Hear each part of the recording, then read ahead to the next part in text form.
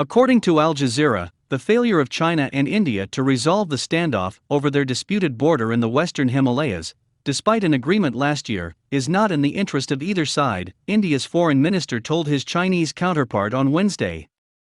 In accordance with last year's pact, military commanders on both sides completed a pullout of troops, tanks and artillery from the Pangong Lake area in February as part of a first step towards full withdrawal from other friction points. India's Minister of External Affairs S. Jaishankar said friction in these other areas remained unresolved, however. The minister recalled that both sides had agreed that a prolongation of the existing situation was not in the interest of either side.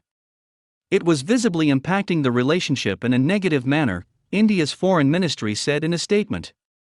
Jaishankar and China's Wang Yi met at the sidelines of a gathering of foreign ministers from the Shanghai Cooperation Organization in Tajikistan on Wednesday.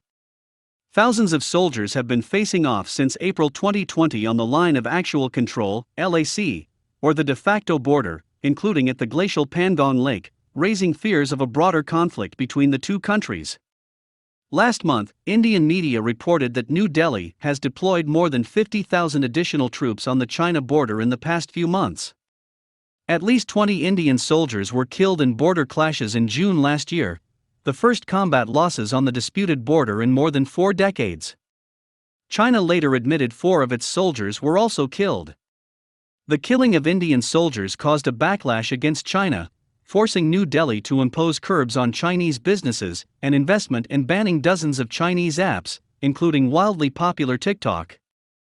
But new data released earlier this week showed that bilateral trade in the first half of the year stood at $57 billion, a rise of 63% in the same period last year, despite the chill in relations. The two ministers agreed to seek a mutually acceptable solution to the problem and ensure stability on the ground by avoiding any unilateral action that could increase tension, the statement said. Concluded a 1-hour bilateral meeting with State Councillor and FM Wang Yi of China on the sidelines of Dushanbe SCO Foreign Ministers meeting. Discussions focused on the outstanding issues along the LAC in the western sector, Jaishankar tweeted.